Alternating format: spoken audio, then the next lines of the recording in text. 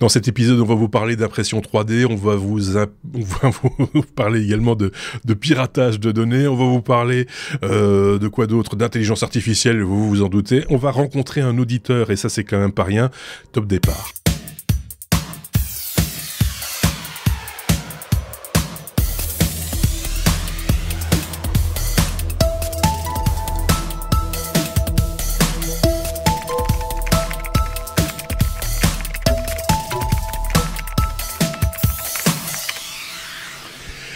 Épisode 466 des Technos avec mes deux camarades que certains voient s'ils regardent les images des Technos, puisque nous sommes diffusés également depuis un aéroport, j'entends un avion passer, nous sommes diffusés sur YouTube en vidéo, mais également sur toutes les plateformes de podcast audio. Il y a du Thierry depuis la Suisse en haut à droite, il y a, enfin à ma droite, et en haut à ma gauche, il y a un peu de France, mais un peu de Belgique aussi avec Sébastien, le nom barbu quand même.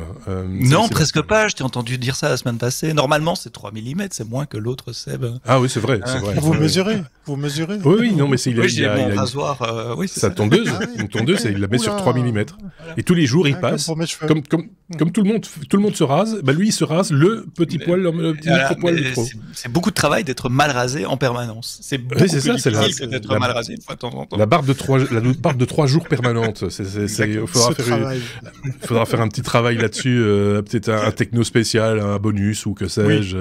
Voilà. Hein. Je le disais en introduction, on va parler œnologie dans cet épisode, on va parler vinasse, avec un auditeur que tu as rencontré, Thierry, exactement, à la faveur d'un de tes nombreux voyages. Là, t'étais pas dans le Bordelais, mais pas loin, et donc c'était l'occasion de rencontrer François, dont on reparlera un petit peu plus tard et que l'on salue par avance. J'ai dit, il y a plein de choses à faire dans cet épisode. Il y a par exemple mettre des pouces sur YouTube ou des étoiles sur les applications de podcast habituel pour dire que vous aimez bien ce qu'on fait, hein. Ça, c'est comme ça, vous le faites maintenant, comme ça c'est fait et on n'en parle plus, et comme ça on peut passer à la suite, et la suite, vous le savez, c'est le bloc-notes.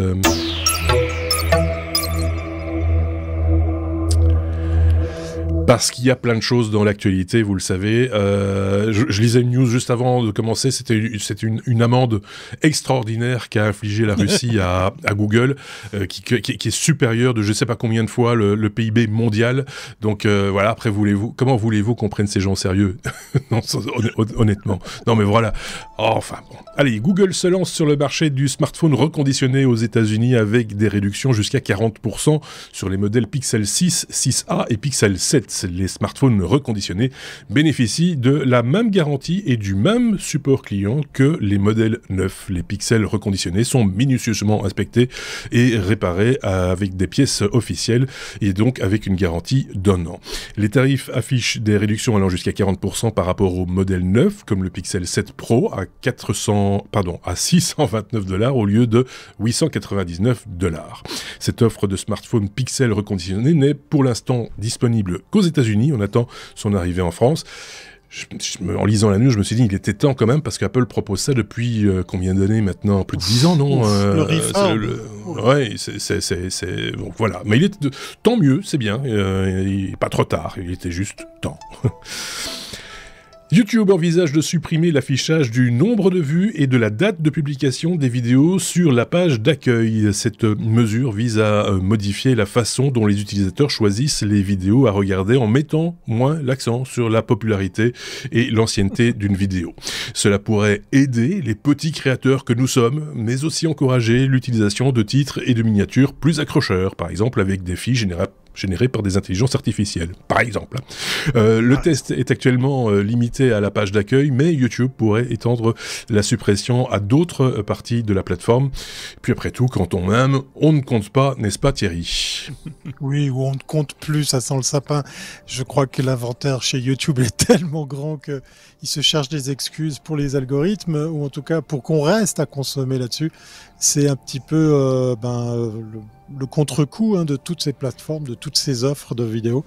Je trouve ça un peu mesquin, le coup de virer le compteur de vues. Oui, et en même temps, très honnêtement, on s'en fout un peu des vues. Enfin, ça dépend de qui. C'est un peu, voilà. Non, mais les arguments avancés par YouTube, voilà, ça laisse son genre. Je suis pas convaincu que les gens regardent le compteur avant de regarder une vidéo. Ils regardent parce que c'est les technos, mais sinon ils regardent. Enfin voilà, c'est tout un débat effectivement. Oui. Le saviez-vous, le réseau de métro léger de San Francisco, le Muni Metro, utilise encore un système de contrôle vieux de 26 ans, basé sur des disquettes 5 pouces 1 quart. La ville va investir 212 millions de dollars pour remplacer ce système archaïque et moderniser le réseau de transport en commun.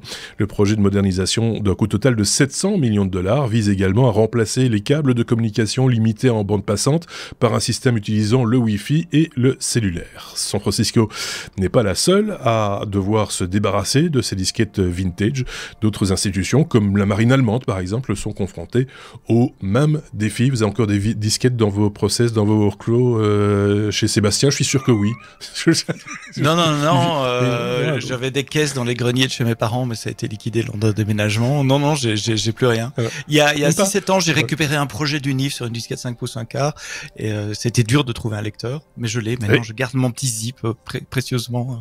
Ah, attends, un zip, c'est pas la même chose. Oui, mais il était sur une disquette, j'ai bien dû l'amener. Voilà. Maintenant, il l'a mis sur un zip, c'est beaucoup mieux, évidemment. Prochaine étape, un jazz. On se modernise.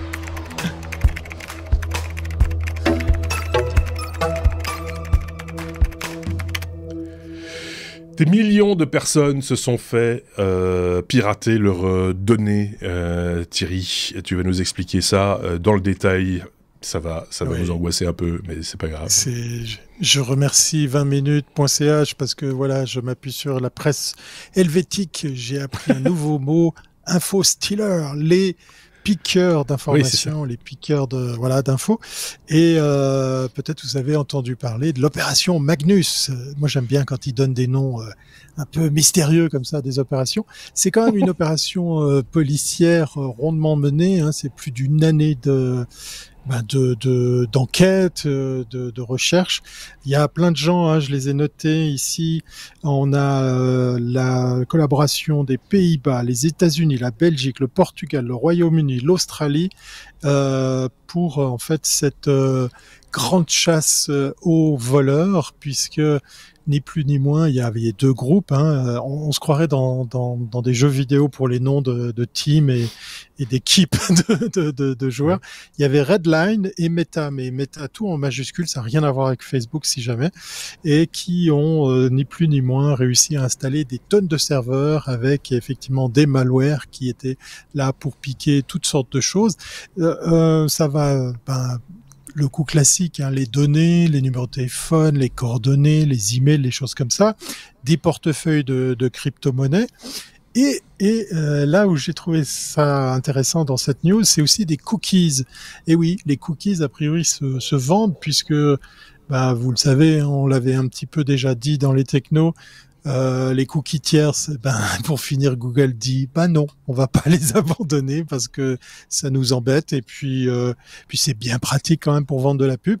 Eh bien, les cookies, ça se vend, ça se pompe d'un ordinateur pour après peut-être, pourquoi pas, déjouer toutes sortes de choses ou de connaître vos habitudes de surf ou pourquoi pas aller un peu plus loin avec des choses un peu plus confidentielles enregistrées dedans. Une année d'enquête, une année de recherche et ils ont effectivement réussi à mettre la main sur les investigateurs. Il y a la presse belge aussi qui en parle parce qu'il y a un des faisceaux justement de ces bandits qui se trouvaient en Europe et plus précisément en Belgique, aux Pays-Bas. Et moi je trouvais assez intéressant de se dire que la police fait quelque chose avec ce fameux adage, mais que fait la police? Eh bien, il semblerait qu'elle prenne très très au sérieux ce genre de choses parce que c'est une opération d'envergure. Comme je vous l'ai dit, il y a pas mal de pays et dans le cas précis, on parle de peine très très lourde. Hein. On a réussi à choper quelques individus et je trouvais intéressant de partager cette news avec vous.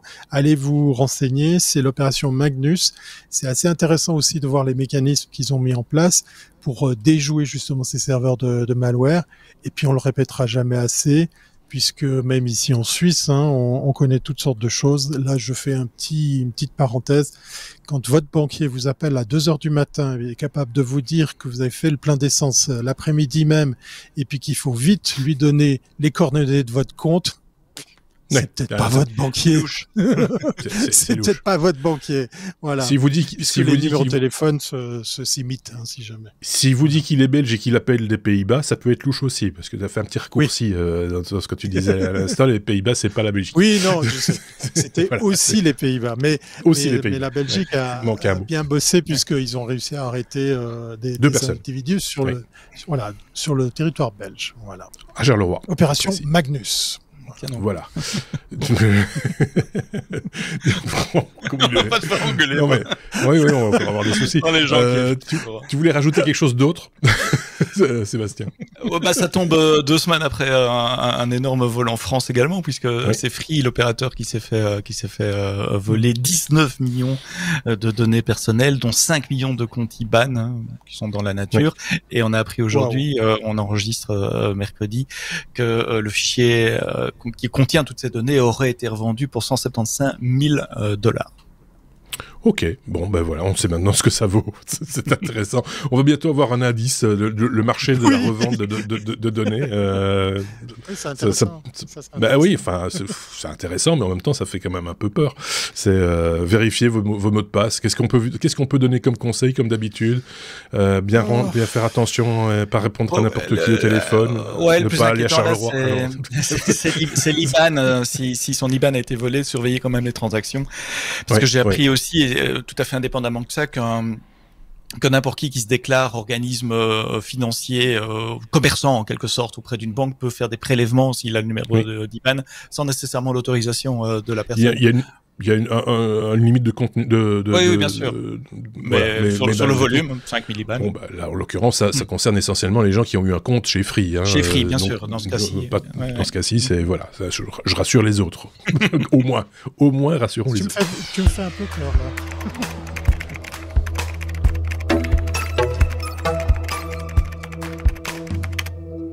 Non, Thierry, Free n'est pas en Suisse. Oui, ouf, justement. Ben non, il plie bizarrement la carte aujourd'hui, mais c'est pas grave. Sébastien, on va parler de Impact Printing. C'est une nouvelle technique d'impression 3D, mais pour le bâtiment, et ça c'est pas mal, et je crois savoir de quoi il s'agit, mais je suis pas sûr, mais donc je vais découvrir en même temps que tout le monde, voilà. Et c'est suisse, j'ai choisi mon sujet spécialement pour Thierry aussi. Oui, c'est effectivement une technique, une avance dans l'impression 3D qui pourrait transformer la façon dont on construit les bâtiments de demain. L'impact printing, donc l'impression par impact.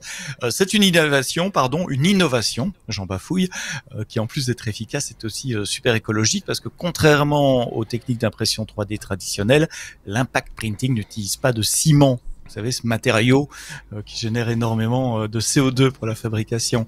Alors, l'impact printing, comment ça fonctionne? Imaginez un jet de matériaux naturels, des argiles, des mélanges de terre, des fibres végétales projetées à très haute vitesse.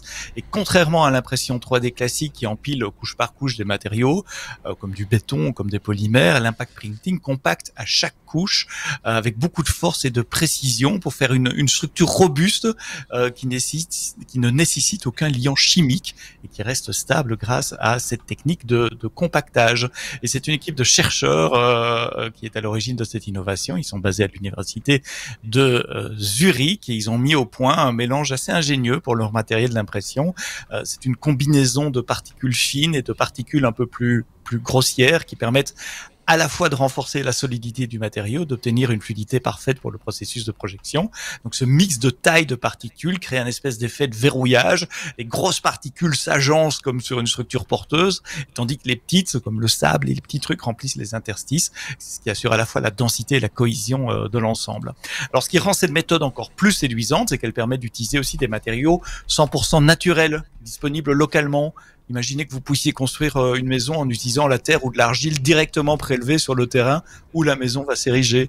Alors, ça réduit non seulement les coûts liés au transport, mais aussi l'empreinte carbone de l'ensemble du processus.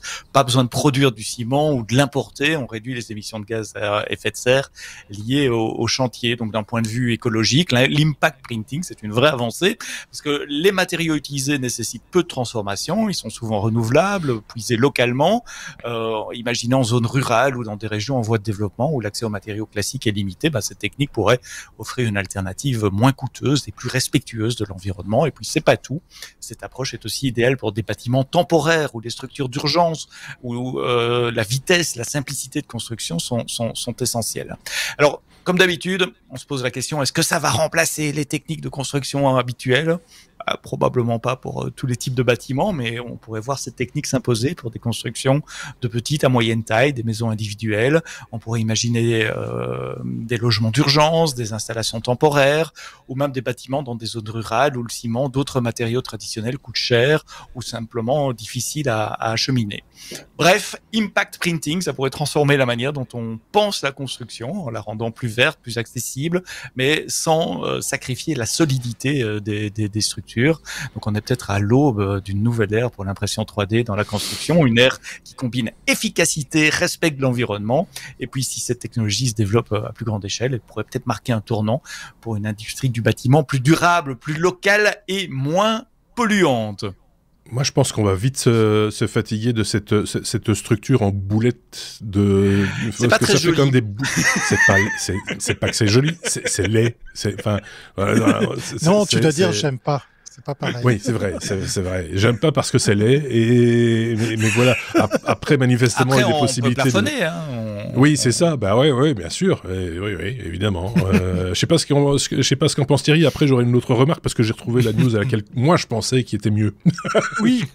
Alors, c'est drôle parce que j'ai cru que tu allais parler d'une start-up que j'avais côtoyée. Qui était, je suis effaré parce qu'au moment où je cherche les infos, je tombe sur un article de presse parce que cette start-up a dû fermer.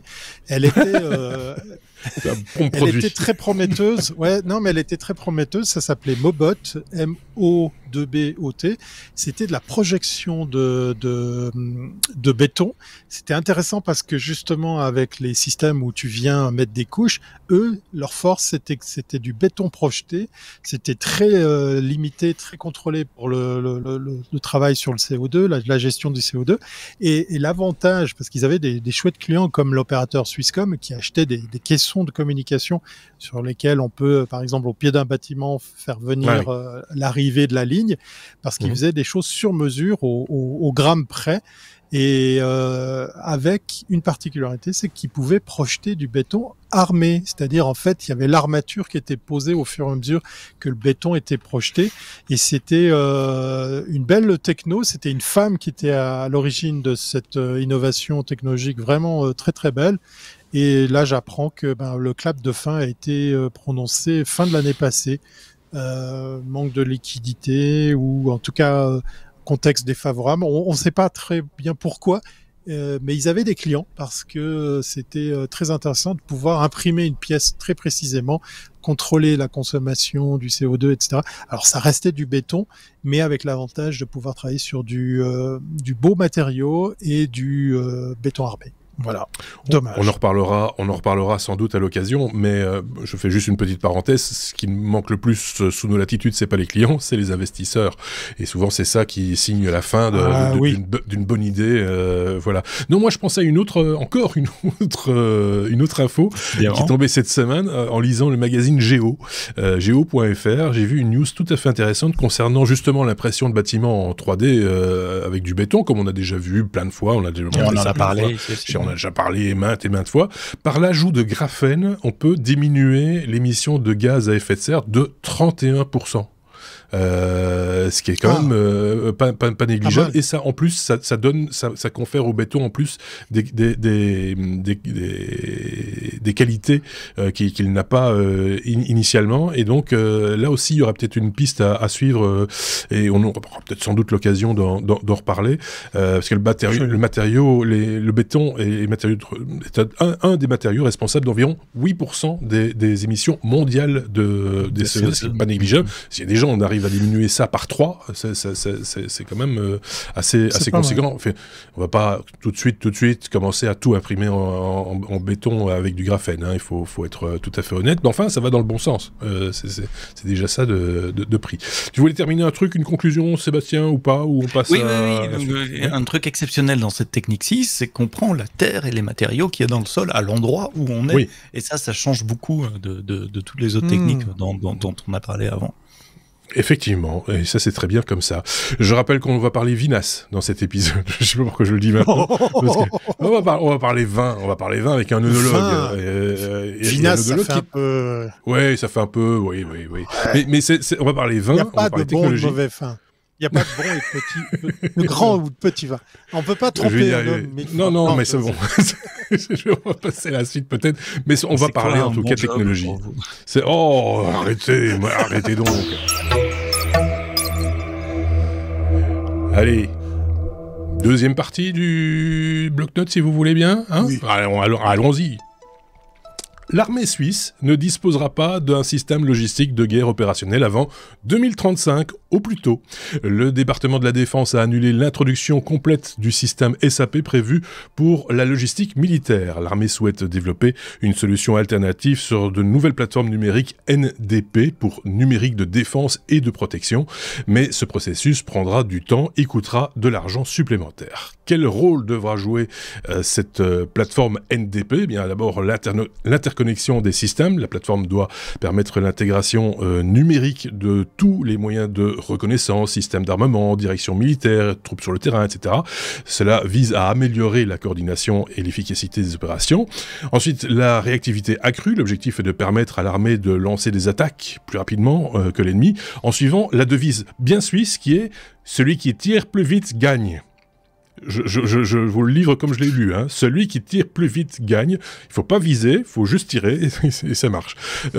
Ensuite, base pour la guerre des réseaux. Le NDP est conçu pour devenir la base de la guerre en réseau de l'armée suisse, englobant divers domaines comme le cyberespace et l'espace informationnel. Et puis, enfin, les exigences techniques. La plateforme doit évidemment répondre à des exigences techniques élevées en matière de sécurité, garantissant que les systèmes fonctionnent sans interface externe pendant les opérations.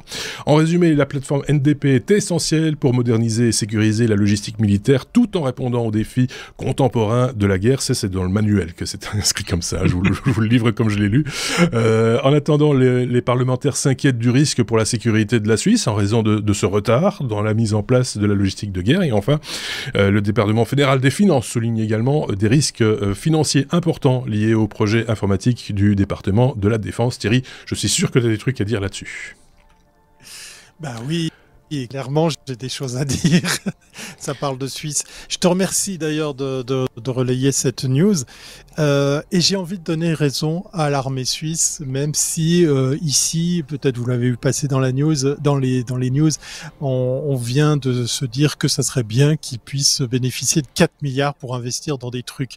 Mais là où ça me fait plaisir, c'est que l'armée suisse se dit, on va peut-être pas faire des conneries avec tout ça. Parce que moi, je repense à ARPANET, je pense au réseau délocalisé. En même temps, SAP, ils sont bien gentils, ils nous disent que effectivement l'OTAN a été équipé par SAP quasiment aux 80% des pays, hein, dont l'Ukraine, de ces solutions. Et la réflexion que ça amène, cette news, c'est que l'armée se dit peut-être qu'il faudrait faire attention de pas tous mettre les œufs dans le même panier, d'avoir peut-être une solution souveraine, mais en même temps, je me rappelle qu'on est un pays neutre, et voilà, on va se hâter lentement de penser, de réfléchir, puisque le délai est de quelques années, mais je trouve dans l'absolu pas si con le fait de se dire que SAP est pas forcément la solution. En tout cas, un message à envoyer à tous ceux qui sont en difficulté pour l'instant. Volodymyr plutôt. Pas Vladimir. Volodymyr. Ouais, c'est pas le même. Rappelle-toi de cette phrase, celui qui tire plus vite gagne. C'est tout ce qu'on demande. Voilà.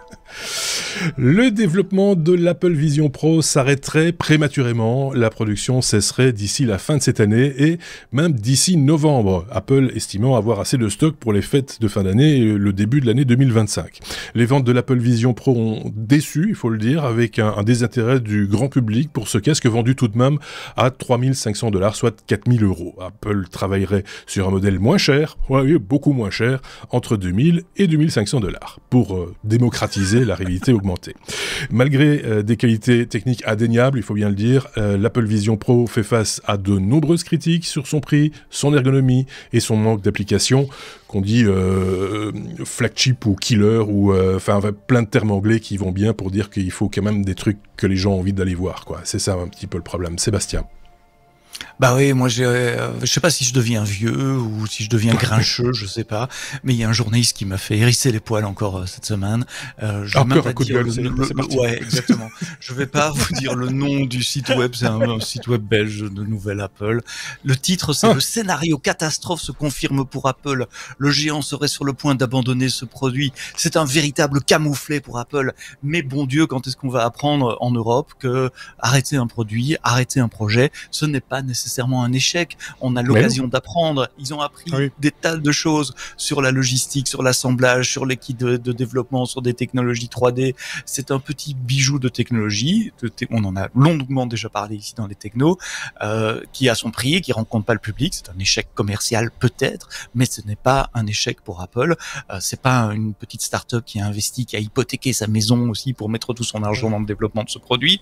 S'il y a des grandes boîtes qui peuvent se permettre de tirer la technologie, l'industrie vers l'avant et de montrer ce qui est possible de faire quand on met les meilleures technologies dans le même produit à un prix débile, on est d'accord, mais ça a tiré toute l'industrie vers l'avant et ça va montrer vers où on va aller avec ce genre de produit dans le futur.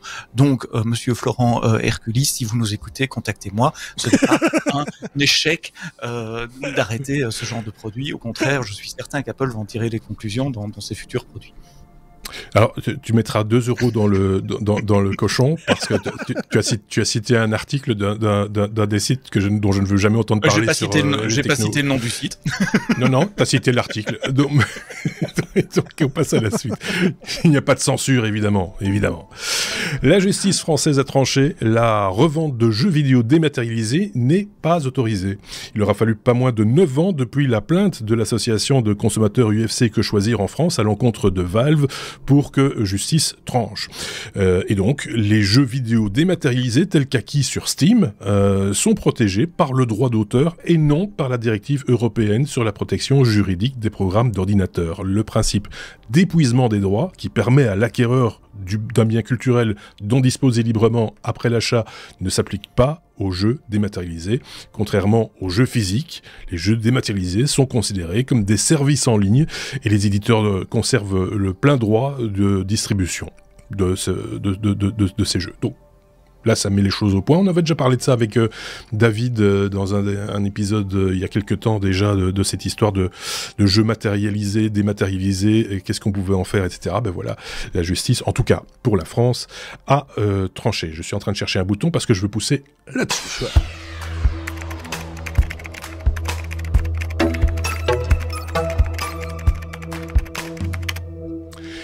Sébastien, ça c'est ballot quand même. Hein. Les gardes du corps de Macron ont été pistés. Donc si les gardes du corps de Macron sont pistés, Macron est pisté aussi. Donc c'est malin. Mais comment que c'est possible ?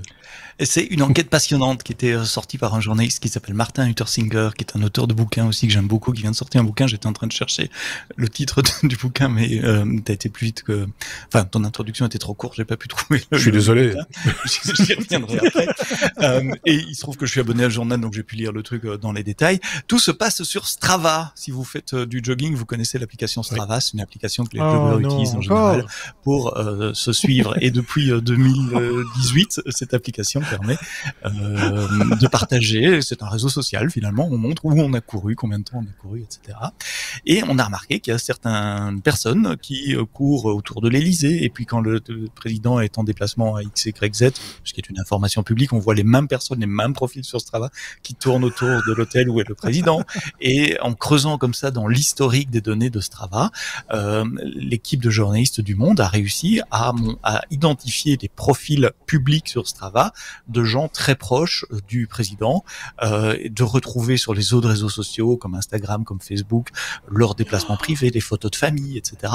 Donc il y a beaucoup d'informations qui permettent finalement de les cibler, de les rencontrer peut-être, en tout cas de se rapprocher des personnalités qui le souhaitent,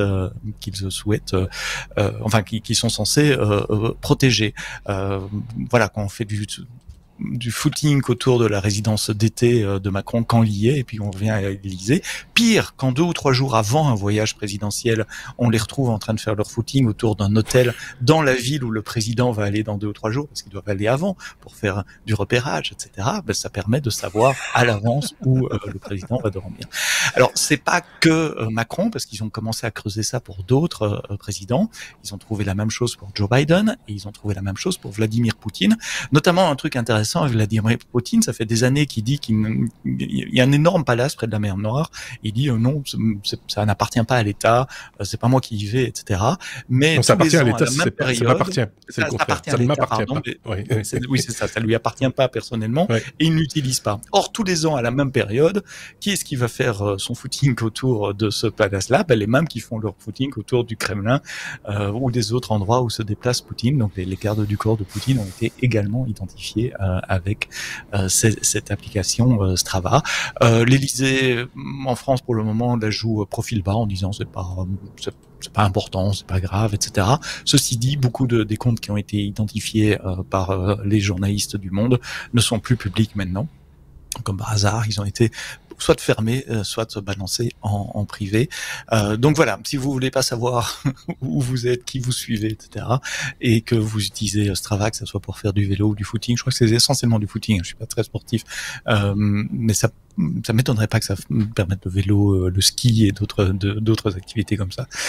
Faites quand même attention à ces applications de tracking. Alors Mark Huntersinger, pas facile à prononcer son nom, il a écrit un livre qui s'appelle Espionner, mentir, détruire. C'est ça, que j'ai commencé à lire et qui est passionnant. C'est toute l'histoire des grandes cyberattaques, genre centrales nucléaires sur l'Iran et des choses comme ça. C'est de la géopolitique plus que de la technologie, mais c'est passionnant. Alors, s'agissant de l'application, et puis je passe la parole à Thierry, je me rappelle qu'il y a quelques années, tout de même, il y avait déjà eu des fuites de cet ordre-là. Là, c'était des militaires qui... Oui. Voilà, on avait la même info. Les Américains. Ils faisaient leur jogging dans la base, et on pouvait ainsi tracer le plan de la base, sur le parcours qu'ils avaient fait. Et là, il y a un bâtiment, parce qu'ils ont tourné autour. Là, il y a ceci, là, il y a cela. Ouais. Et donc, que ça, des sous-marins nucléaires tactiques arrêtés temporairement à des bases X, Y, Z, ça permettait de savoir que le sous-marin était là-bas pour le moment. Parce qu'un jogging dans un sous-marin, c'est quand même fort court. Hein. Non. Quand le sous-marin est à l'arrêt et que les équipages tournent autour. Non, mais c'est drôle tout ça. On parlait de sécurité, de conseils qu'on pourrait donner. Oui. Mais en fait, l'histoire ne fait que de se répéter parce que tu fais mention effectivement d'une autre application. Je l'avais utilisée quand je faisais du sport. C'était il y a très longtemps. Mais je vois que... C'était sur un papier, c'était un carnet. Oui, on devait amener une contre-marque. Oui, c'est ça. Mais c'est drôle, l'histoire se répète et puis tu te dis, mais les gars, vous êtes à un niveau tel de confidentialité, d'importance, de sécurité, et toi tu fais ton jogging et t'es un couillon qui a laissé le GPS et ton profil public sur ça. Je me dis, mais là, c'est pas de l'éducation, c'est carrément un niveau de bêtise surhumain, quoi. Enfin, je sais pas, je sais pas quoi dire à cette news. mon avis, on va en reparler. Peut-être ça sera une autre application cette fois-ci. Mais je pense que c'est le nom de la précédente. Ça démontre la méconnaissance, même chez les gens doués d'une intelligence et d'un cerveau, la méconnaissance des choses techniques et de la manière dont ça fonctionne. Ils ne font pas le rapprochement. Je pense que quand on leur redit après, ils se disent bah oui, bien sûr, évidemment qu'on est con. Mais sur le coup, ils n'ont pas cette. On est nous entre technophiles et ceux qui nous écoutent, on est entre guillemets des gens qui, sans se faire beaucoup d'illusions, on sait des choses. On peut se faire avoir aussi. Oui, non, c'est clair. Mais ça illustre encore une fois le recoupement des informations. L'information isolée toute seule, c'est pas grave. C'est le recoupement, et on le dit et le répète dans les technos et ailleurs depuis des années, c'est le croisement des fichiers qui est dangereux. La data en long, en large et en travers. Vous avez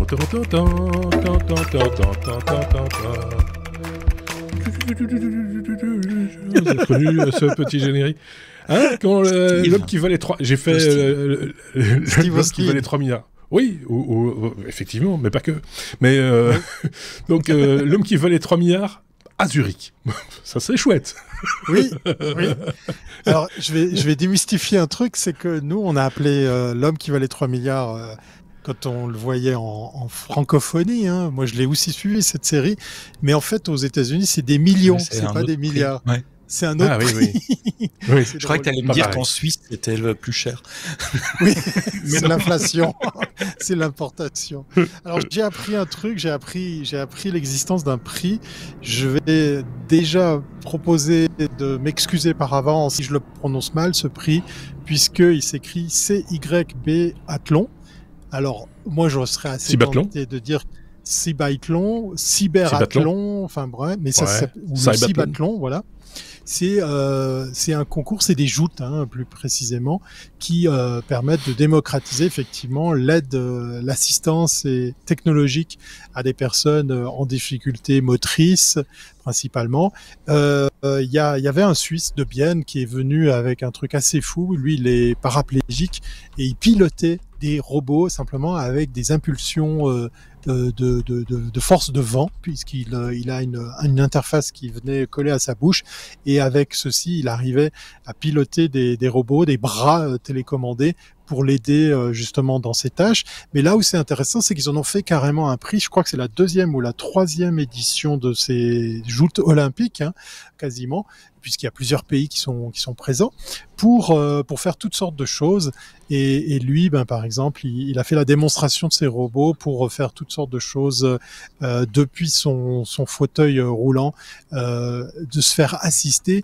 Le but de ces joutes, c'est de démocratiser ces aides technologiques. Il y a un Français qui est venu avec son propre design, sa propre invention de bras articulés. Vous le verrez dans le petit reportage de la RTS, la radio-télévision suisse. Il a développé quelque chose qui lui plaisait, qui lui correspondait, jusqu'à développer après coup carrément une société pour commercialiser ce bras. Et là, par exemple, il a fait la démonstration. Enfin, il a joué de sa personne, puisqu'il devait, par exemple, dévisser des ampoules, se servir de cette main pour prendre des clés et les mettre dans des serrures. C'est vraiment très, très pris au sérieux, puisqu'il y a de la dextérité, il y a de la vitesse, et puis ce sont les Chinois, c'est un autre bras robotique, là, pour le coup, pour une jeune femme chinoise, assez flippant, parce que le bras en question est peut-être un peu moins humain, un peu moins facile d'appréhension, mais encore une fois, ces joutes ont eu un succès assez retentissant, puisqu'ils ont pu déconstruire les peurs qu'on pourrait avoir à augmenter son corps, que ce soit pour de la motricité, pour le confort de tous les jours, ou simplement se déplacer, puisqu'on a pu aussi voir un exosquelette pour une personne qui, grâce à celui-ci, pouvait marcher. Ça se passait à Zurich, et c'était bien évidemment aussi accompagné par le PFZ, hein, l'école polytechnique de Zurich, qui n'arrête pas, on l'a vu dans cet épisode, de pousser, de mettre en avant, mais surtout, je dois le reconnaître, et là je fais mon chauvin de Suisse, être de plus en plus doués dans la communication pour mettre en avant les projets sur lesquels ils innovent. Et voilà, je pense que l'année prochaine, je vais aller voir ce concours Ça doit être parce sympa. que ça doit être super intéressant. Allez voir les images qu'ont partagées la télévision, c'est du service public, donc c'est libre de droit. Et puis si vous êtes en dehors de la Suisse, je ne vous conseille pas d'utiliser un VPN pour y arriver parce que ça va marcher. Voilà, tout simplement pour vous dire que ça a une belle vocation. Et là, moi, j'étais assez fier de pouvoir dire que ça se passait en Suisse pour cette édition. Sébastien, tu voulais rajouter un truc ou pas? Si c'était un concours, je suppose qu'il y avait des médailles. Est-ce que les médailles étaient en chocolat? Non, il y avait des vraies coupes. Ah non, c'est pas à cause de la Suisse. C'est pas de bras, pas de chocolat. Là, il y avait des bras, donc il y avait du chocolat. C'était plus tordu que ça. Bon, allez, pour sortir sur une anecdote dont tout le monde va sortir, le générique de L'homme qui valait 3 milliards, sur la fin, il y avait, en tout cas dans la version anglaise, Harder, Better, Faster, Stronger. Ça vous dit rien, ça? Daft Punk a repli ces 4 mots, les a samplés pour faire le tube que l'on connaît. Harder, Better, Faster. C'est quand même pas mal, ça. Hein. C'est donc le lien. Voilà, c'était l'occasion de placer Daft Punk dans un épisode des Technos, ce qui est quand même pas rien non plus. Il fallait le faire.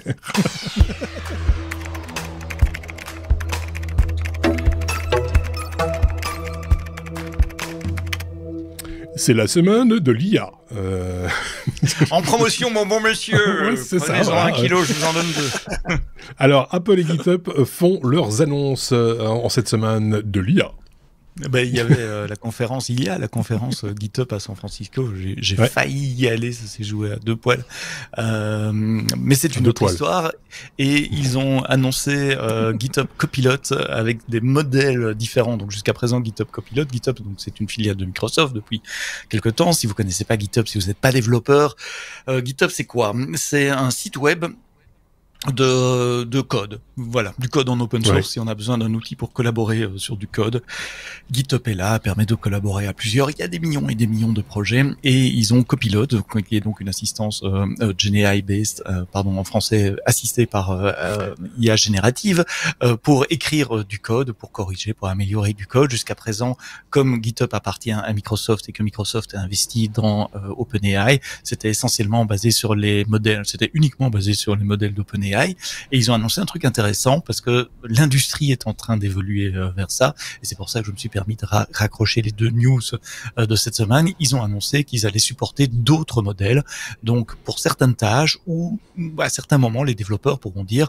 non, je ne veux pas OpenAI, ChatGPT pour m'aider de ça, je préfère Gemini de Google, ou je préfère Claude de Anthropic, ce qui est un move assez intéressant. Et je le répète, toute l'industrie est en train de se déplacer vers ça, du multimodèle. Il n'y a pas un modèle qui arrivera à faire tout et tout bien faire. Non, il va y avoir de plus en plus de modèles spécialisés. Il faudrait être capable de les utiliser.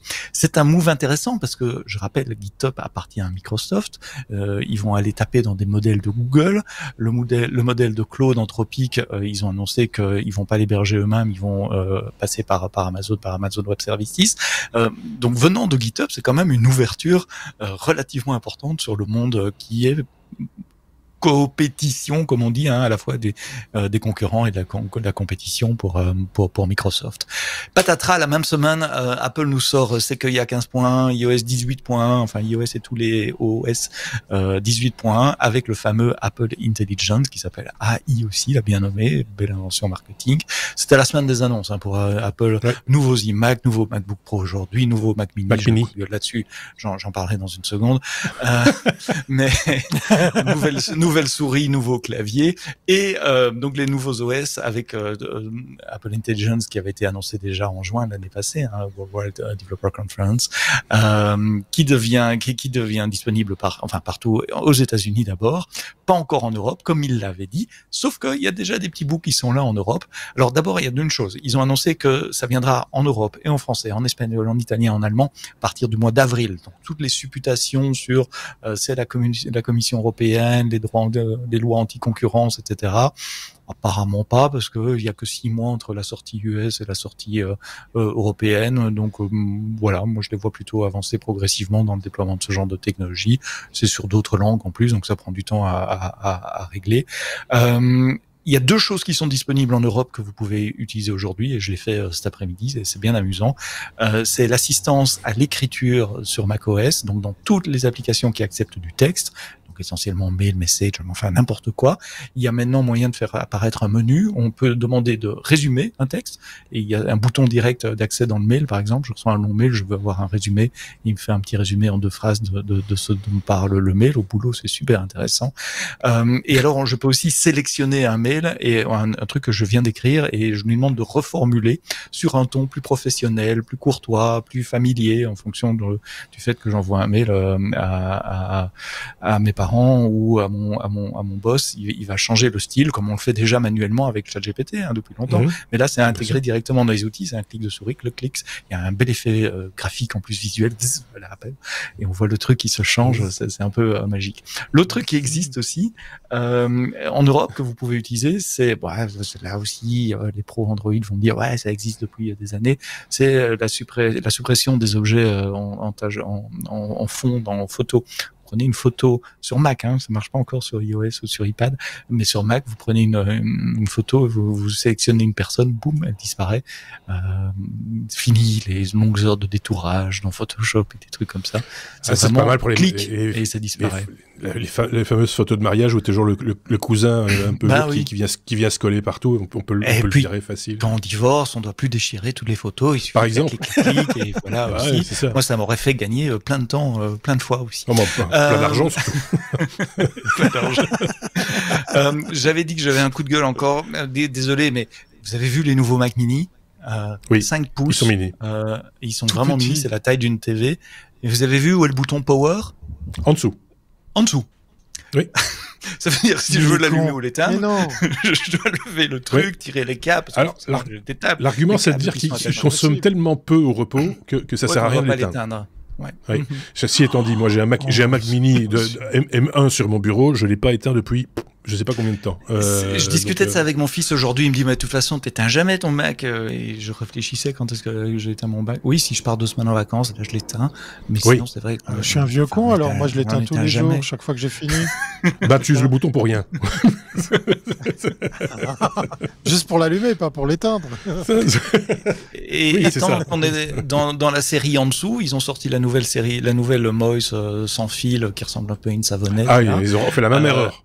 Avec recharge USB-C, enfin fini le Lightning, mais le chargeur, comme avant, il est en dessous. C'est-à-dire, si je veux recharger ma Moise, je dois la remettre sur le dos, les 4 pattes en l'air, hop, le plug, et donc elle est inutilisable. Qu'est-ce qu'ils n'ont pas compris quand il faudrait qu'on leur montre une souris Logitech, tu vois, même une très chère, pour qu'ils restent un peu, pour pas les brusquer.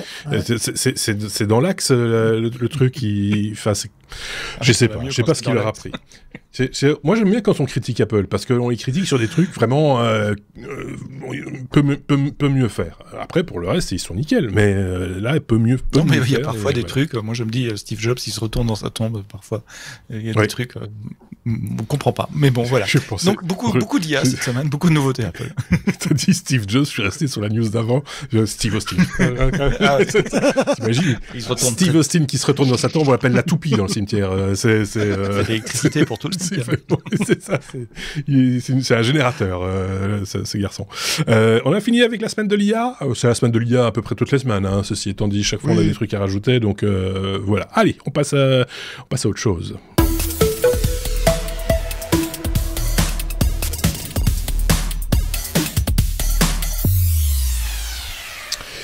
Thierry, il y a quelques semaines de cela, on a reçu un courrier tout à fait sympathique d'un de nos auditeurs. On reçoit souvent des messages relativement courts, nos auditeurs souvent sympathiques.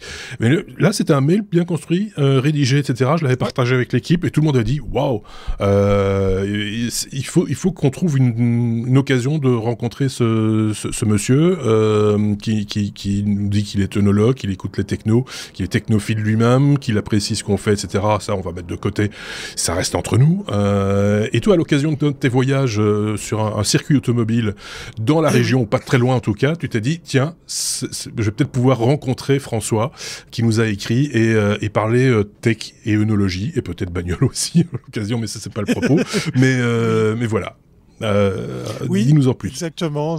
C'était dans le cadre d'un championnat de France de car historique tour qui se tenait au Val de Vienne, donc à une petite heure et demie de Bordeaux.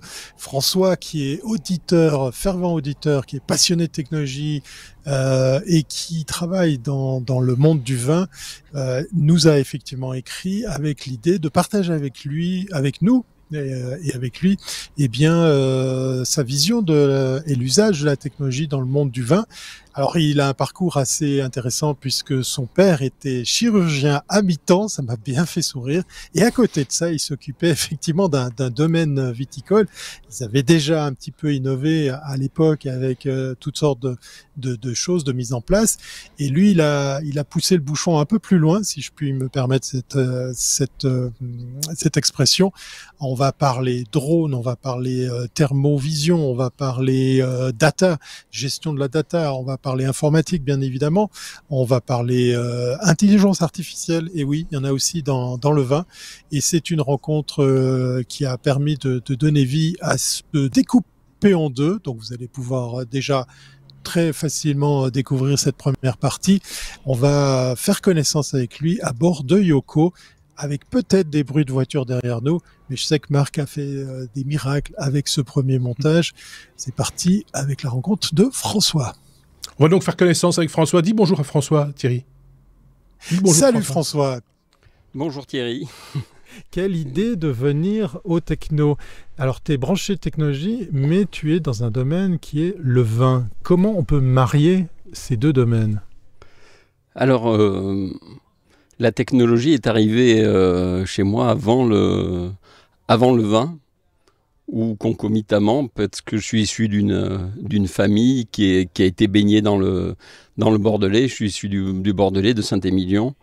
Et toute ma famille bercée dans le vin, que ce soit professionnellement ou même sur la table. C'était pas couru d'avance la carrière dans le vin, parce que comme on l'a dit, ton papa venait d'un tout autre monde. Tu t'es essayé toi aussi à la médecine. Pourquoi tout d'un coup revenir au vin ? Je crois savoir qu'il y a peut-être ton grand-papa dans l'histoire qui explique peut-être cela. Oui, j'avais un grand-père qui était viticulteur et négociant, comme ça se faisait à l'époque.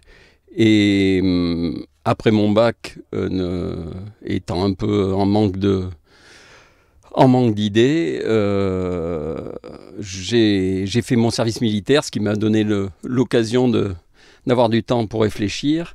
Et voilà, l'année sabbatique. Oui. Et j'ai toujours aimé le contact avec la nature, ce qui fait que je me suis dit je vais essayer de faire un cursus dans le vin pour voir si ça me plaît. Et j'ai eu la chance de tomber lors de mon premier stage sur un viticulteur œnologue qui était passionnant, et qui m'a dit que non seulement il fallait que je commence, c'était un BTS, mais que je continue ensuite à la fac pour développer ça, parce que même si c'était pour faire mon vin et le vendre, il m'avait dit tu vendras bien quelque chose que tu connais bien. Ou que tu aimes bien aussi. Voilà, c'est ça. Et là, il y a carrément de l'ingénierie dans cet apprentissage. Tu es passé par un cursus où on a des vraies notions d'ingénierie. Oui, alors j'ai commencé par un BTS qui est plus pratique, que ce soit dans le domaine viticole que dans les chais, dans l'élaboration du vin. Mais ensuite, j'ai fait le diplôme d'œnologue à la faculté de Bordeaux, qui est un bac plus 5, équivalent d'un diplôme d'ingénieur en chimie. Wow. Mais en même temps, où on travaille aussi d'autres aspects, le machinisme, tout ce qui répond aux besoins des praticiens et des viticulteurs, avec nos professeurs qui mènent les expérimentations dans le vignoble. Et jusqu'à présent, il y avait toujours eu beaucoup d'inventivité chez les viticulteurs qui bricolaient leurs propres tracteurs.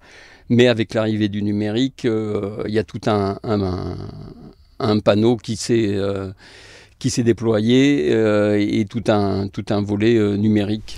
Justement, par rapport à ces avènements technologiques, ces innovations, est-ce que c'était aussi un passage obligé que de réinventer la façon de faire du vin ou de mieux faire du vin? C'est quand même quelque chose qui existe depuis, si je ne m'abuse, plus de 8000 ans avec nos amis géorgiens qui font du vin dans des grandes jarres enterrées. On leur confère l'invention du vin, mais il y a moult façons de le faire. Est-ce que ce métier, ce domaine devait se réinventer lui aussi avec de la technologie et de l'innovation? Je pense que la technologie est arrivée pour répondre à des besoins. C'est-à-dire que quand il y a eu le début de l'électricité, on a fait des groupes de mise en bouteille qui étaient électriques parce que c'était beaucoup plus simple, beaucoup plus pratique. Et naturellement, les process de fabrication se sont emparés des technologies existantes.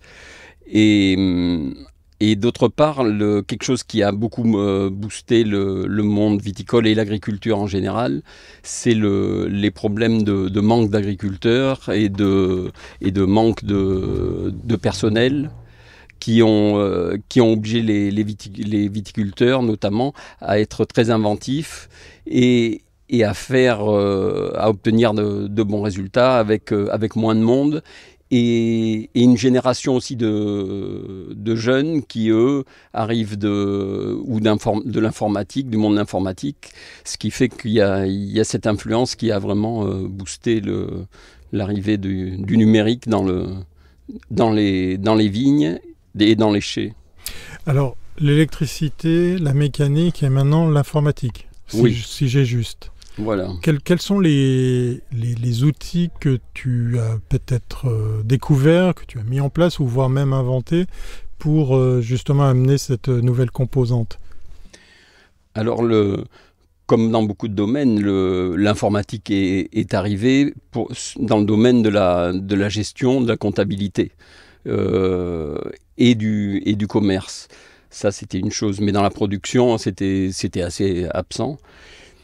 Et depuis une bonne quinzaine d'années, le numérique est arrivé en force dans pas mal de domaines.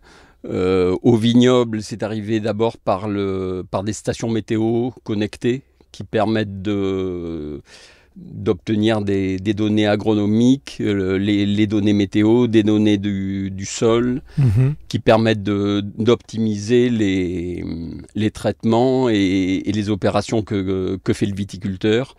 Aujourd'hui, on a des alertes en temps réel quand il y a un risque de gel qui permet de mettre en place la lutte, d'allumer des pots qui réchauffent les vignes. Donc ça, on a ça dans le vignoble. On suit aussi les ravageurs par des pièges connectés qui sont autonomes grâce à des panneaux solaires. Il y a des pièges qu'on avait auparavant, mais qui étaient manuels, avec une plaque de glu sur laquelle on pose des phéromones qui attirent les ravageurs. Mais aujourd'hui, ces plaques sont autonomes et se déroulent dès qu'elles sont pleines. Et une caméra envoie les images qui sont discriminés par une IA derrière qui permettent de différencier les variétés des ravageurs et le nombre. Pour s'adapter au type de ravageurs. Oui, voilà. Et pour traiter uniquement si c'est indispensable. Alors, parce qu'effectivement, quand on parle d'informatique, on pense à la vente en ligne, les sites de e-commerce, des choses comme ça. L'informatique, là, tu mets pas tout. On parle carrément d'IA, d'intelligence artificielle. Mais hors micro, tu m'as parlé GPS et thermovision. Qu'est-ce que ça peut aider? Alors moi j'avais vu en agriculture peut-être pour mieux dispenser l'eau. Pour la vigne c'est peut-être autre chose, j'imagine.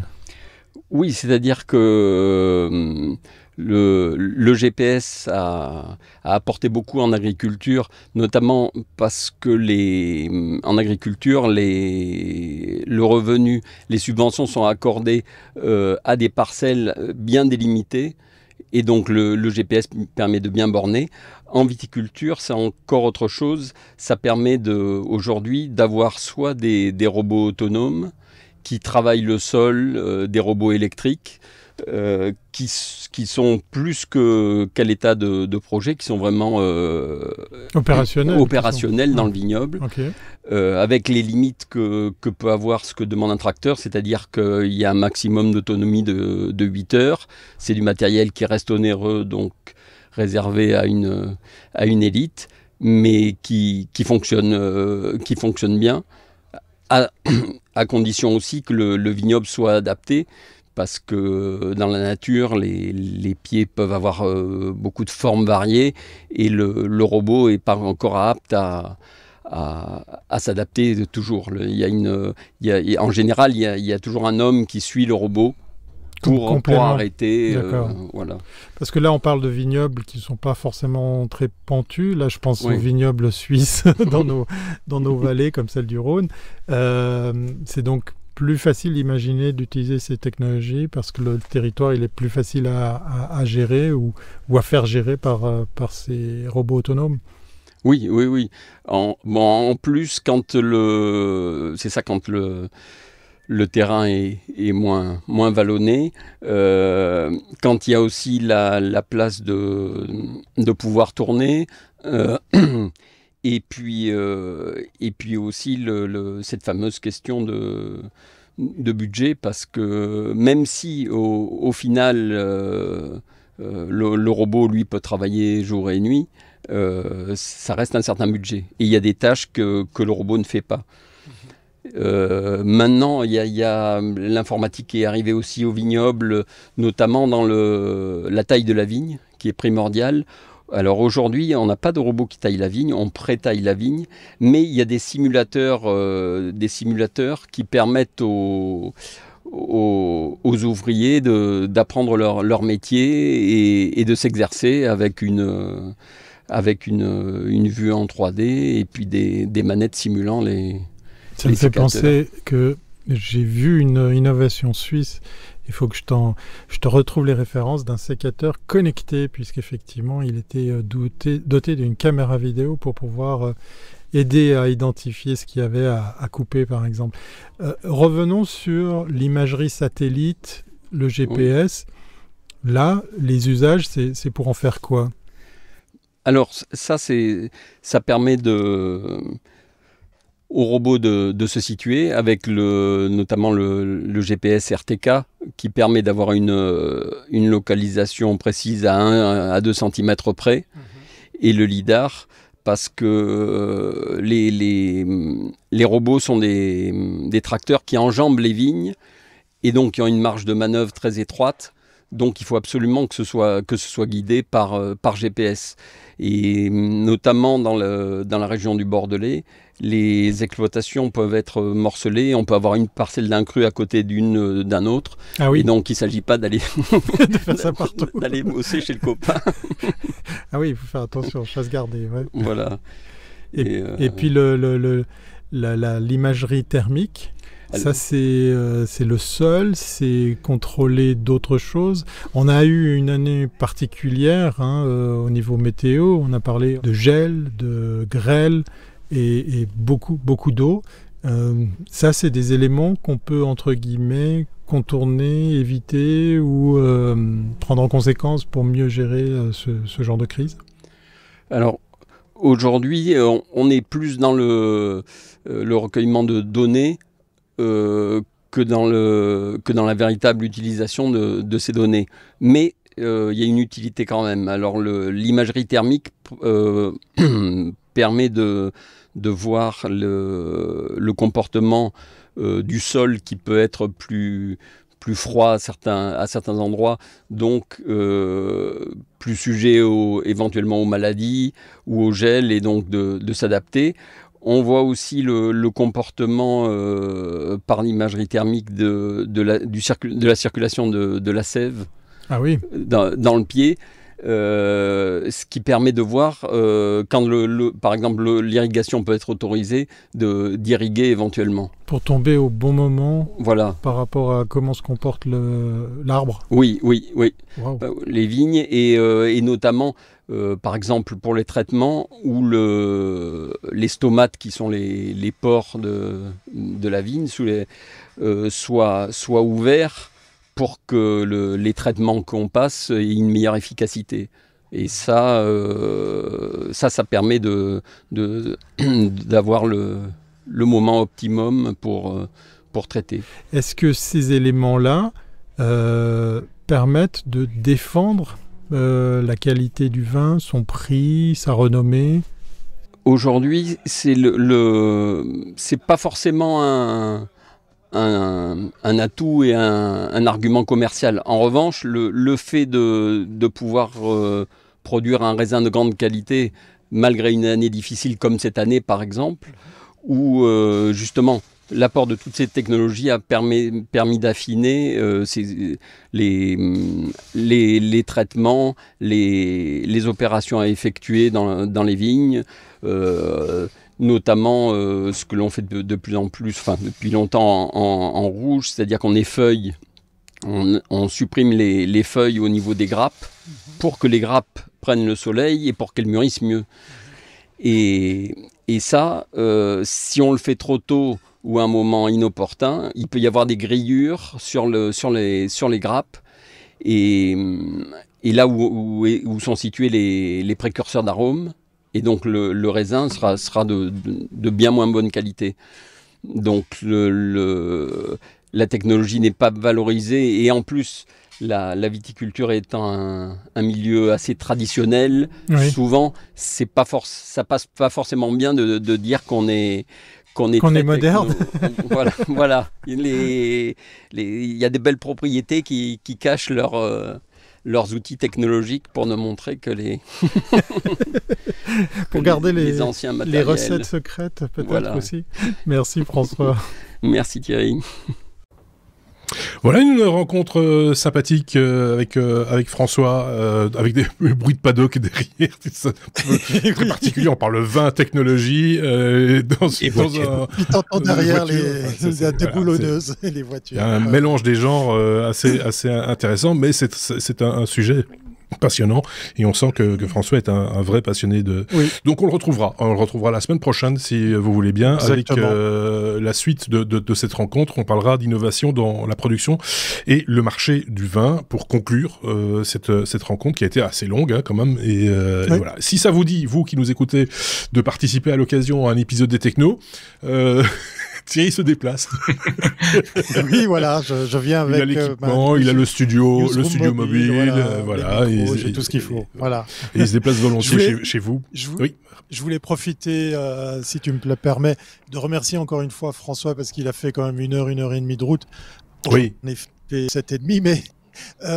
J'allais au Val de Vienne pour cette dernière rencontre du championnat et je voulais d'ailleurs dédier cet épisode à JP pilote qui m'a donné le virus de traîner comme ça dans les paddocks et qui a eu carrément son nom à cette dernière rencontre puisque malheureusement JP à la précédente course a perdu la vie. C'est aussi le risque justement de ce genre de sport automobile. Pas de larmes, pas de version larmoyante de tout ça, au contraire, puisque l'épopée va continuer et vous allez me revoir à nouveau effectivement sur les circuits automobiles l'année prochaine. Et entre parenthèses, François et moi, on a bien évidemment parlé de voitures, voilà, parce que l'air de rien, et ça l'a aussi intéressé, et il a beaucoup apprécié de pouvoir traîner comme ça dans l'arrière du décor, dans les paddocks de ce circuit, très beau circuit de Val de Vienne. Voilà, merci. Moi, François. Ce que je te proposerais, Thierry, c'est que la saison prochaine, enfin la saison automobile prochaine, tu nous fasses un sujet mécanique. Par exemple, dans les paddocks. Est-ce que c'est totalement impossible ou il faut que tu ailles dans une vigne pour faire ça Ah, c'est pas bête.